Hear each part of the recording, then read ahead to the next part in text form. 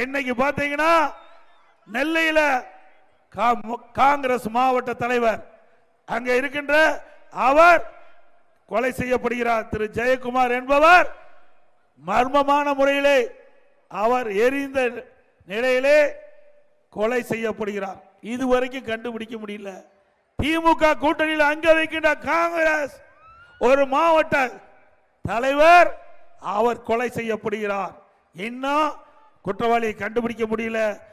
அதே போல சென்னையில் ஆம்ஸ்டாங் அந்த கட்சி பகுஜன் சமாஜ் கட்சி அதனுடைய மாநில தலைவர் பட்டம் பகல்ல பல ரவுடிகள் ஆட்கள் நடமாட்டம் அதிகமாக உள்ள பகுதியில் இன்றைக்கு ஆட்ட வெற்ற மாதிரி வெட்டி சாதிக்கின்ற காட்சி தொலைக்காட்சியில் பார்த்துட்டு போகும்.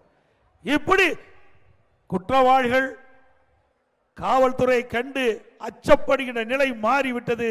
குற்றவாளிகள் சுதந்திரமாக இன்றைக்கு மனித உயிர்களை வெட்டி சாய்க்கின்ற நிகழ்வுகள் இந்த ஆட்சியிலே பார்க்கப்படுகிறது.